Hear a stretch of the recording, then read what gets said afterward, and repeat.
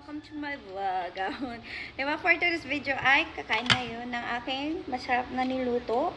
Yung ating tempura shrimps. And then, yung ating crispy alokbati with tomato. Yan, so, ito yung ating breakfast. Healthy naman siya, diba? First time ko nagluto ng crispy alokbati. Kasi, dati, di ba, nagba-viral yung crispy tangkong, crispy alokbati. So, ngayon ko pa siya na-try.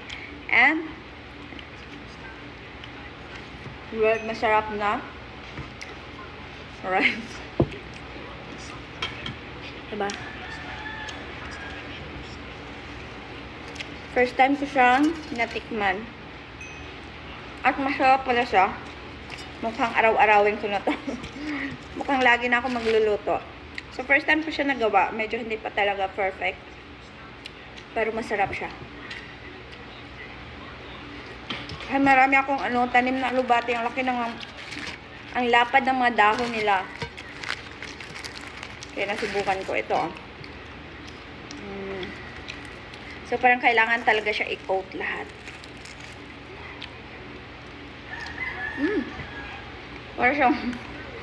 Para siyang chicharon. Pero to talaga yung the best. Yan. Na-perfect ko na yung pagluluto ng shrimp tempura. At may itlog tayo na medyo sunog lang. Na-perfect to pero sunog yung itlog. Well, sausawan na. Ito. Toyo. Toyo at suka. Sarap. Ang sarap ng lasa niya. Perfect na yung kanyang lasa. Hindi siya maalat. Kung hindi maalat yung luto ko, matabang. Pero ngayon, perfect. Kain din tayo ng kamatis. Ang sarap ng kamatis. Huwag mo napansin yung itlog niya sulog.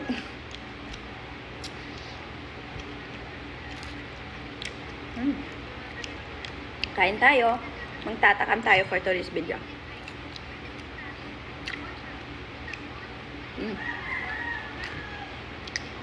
Nag-enjoy ako sa food namin ngayon. Kasi minsan lang ako makaluto ng perfect. Yung nakuha yung panlasa ko.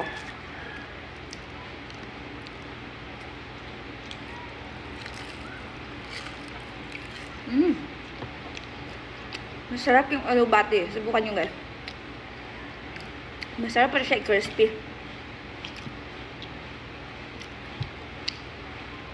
Parang kumakain ka ng healthy na chicharon. Diba? Gulay. Actually, pwede siyang parang pika-pika lang. Pwede pang snacks. Ganun.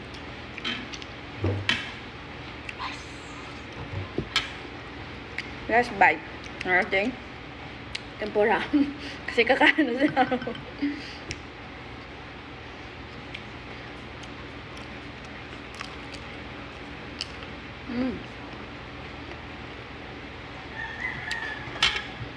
Mukhang mapaparami yung rice ko na naman.